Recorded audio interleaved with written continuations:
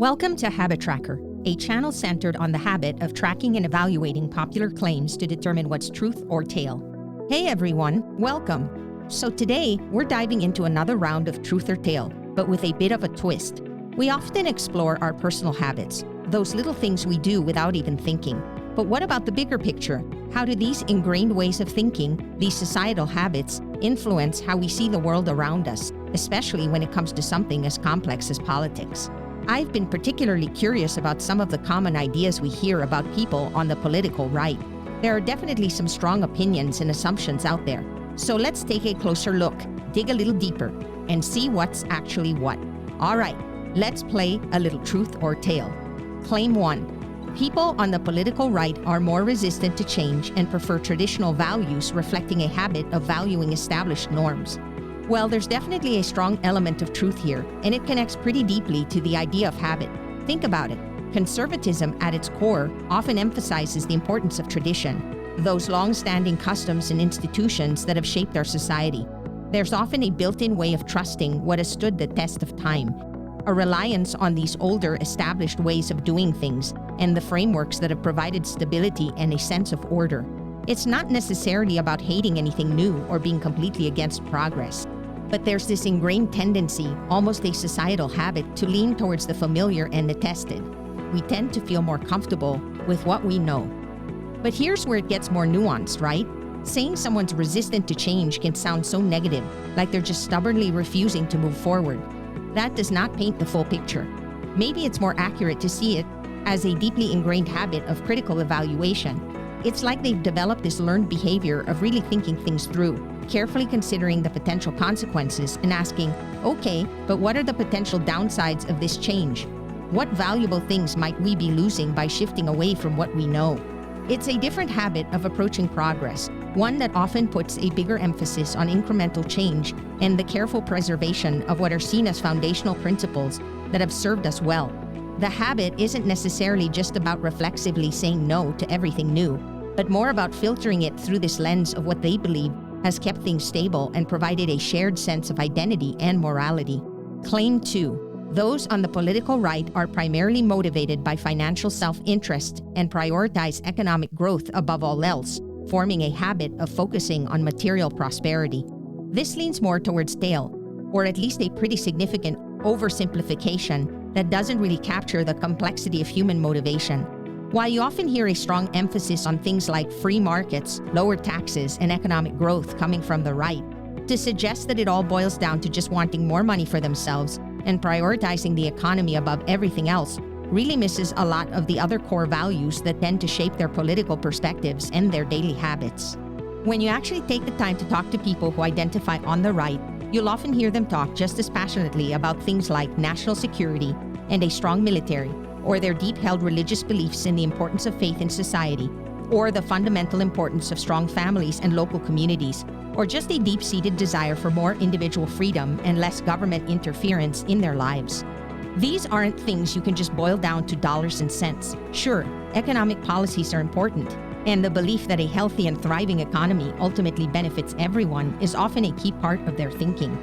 But to say that financial gain is the only or even the primary thing driving them ignores a lot of the other really important moral, social, and patriotic convictions they hold, and that influence their habitual ways of looking at the world. It kind of takes away the human element and just reduces people to being solely driven by economic concerns.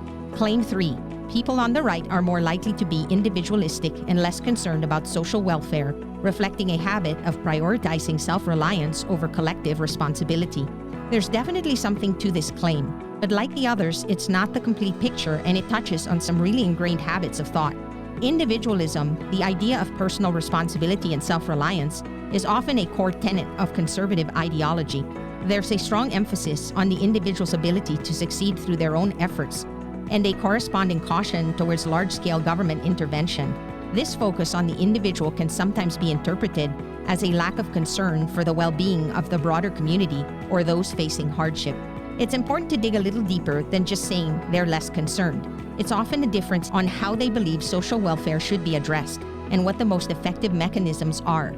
The ingrained habit here might be a strong belief in the power of private charity, community-led initiatives, and the idea that a robust free economy ultimately creates more opportunities and lifts more people out of poverty in the long run. There's often a skepticism towards large bureaucratic government programs with a concern that they can create dependency or be inefficient. It's not necessarily a lack of empathy or a disregard for those in need. Instead, it often stems from a deeply held conviction that empowering individuals and fostering a strong private sector is the most sustainable and ethical way to address societal challenges. It's a different ingrained approach to how society should look out for its members, often emphasizing bottom-up solutions driven by individual action and voluntary association rather than top-down government mandates. Claim 4. Those on the political right are less open to new ideas and perspectives, demonstrating a habit of clinging to familiar viewpoints. This leans heavily towards tail, although the way conservatives often approach new ideas can sometimes create that perception. While there might be a more ingrained habit of carefully considering new proposals through the lens of tradition, established principles, and past experiences, this isn't necessarily the same as complete rejection of anything that hasn't been tried before. The habit here might be more about a cautious approach to novelty, a deeply ingrained way of wanting to thoroughly analyze potential consequences and ensuring that new ideas align with their core values and don't inadvertently dismantle things that are seen as fundamentally important or beneficial. There can be a strong, almost habitual emphasis on learning from history and being wary of unintended outcomes. To simply label an entire group as less open ignores the intellectual diversity that exists within the right and the fact that skepticism and a demand for solid evidence aren't necessarily signs of closed-mindedness, but rather different ingrained habits of evaluating information and considering change. Claim 5. People on the right are more likely to hold on to traditional religious beliefs and let those beliefs guide their political views, forming a habit of integrating faith into their worldview. There's a significant element of truth here, and it's often tied to deeply ingrained habits of faith and morality. For many individuals on the right, traditional religious beliefs aren't just abstract concepts or Sunday morning rituals. They are often deeply ingrained habits of thought, practice, and moral reasoning that naturally extend into their understanding of the world and their perspectives on political issues. These beliefs often form a foundational moral framework, shaping their views on everything from social issues to the role of government. This habitual integration of faith and values can significantly influence their understanding of right and wrong, justice, and the ideal structure of society. However, it's vital to remember that the habit of integrating faith and politics manifests in diverse ways, and not all individuals on the right share the same intensity or interpretation of these connections. There's a wide spectrum of how religious beliefs inform political views, and it's not a monolithic or universally applied principle. So there you have it, 5 common claims about people on the political right and our exploration into the potential role that our ingrained habits of thought and societal norms might play in shaping these perceptions. Hopefully, by digging a little deeper and considering these underlying habits, we can move beyond simple labels and approach these complex topics with a bit more understanding and a willingness to see the nuances at play.